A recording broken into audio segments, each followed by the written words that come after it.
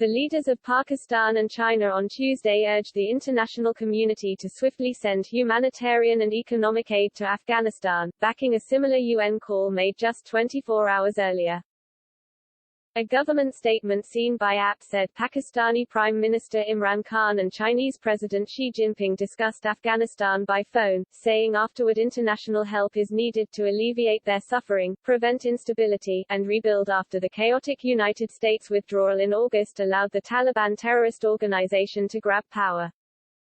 Pakistan and China are long-standing allies. Both seek diplomatic channels to push the world community to unfreeze Afghanistan's assets to enable Kabul to avert the deepening crisis, as outlined by the UN and its subsidiary Food and Agriculture Organization (FAO). Currently, the Taliban government does not have access to the Afghanistan Central Bank's $9 billion in reserves, most of which is held by the New York Federal Reserve. As Breitbart News reported, last month the UN announced it has collected $1 billion in pledges for humanitarian relief in Afghanistan, a sum far greater than the $600 million it originally sought. The Biden administration alone chipped in $64 million of taxpayer funds from the U.S. Agency for International Development, USAID.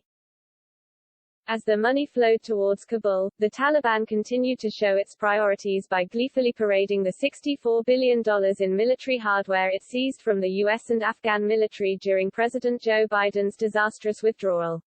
At the same time, UN Secretary-General Antonio Guterres said the world must send even more money to the country to prevent starvation. 1 in 3 Afghans do not know where their next meal will come from. The poverty rate is spiraling, and basic public services are close to collapse, he told a fundraising conference in Geneva last month.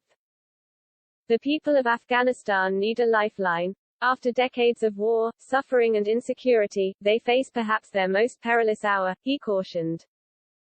Guterres went further and called on the international community to make cash available to allow the Afghan economy to breathe.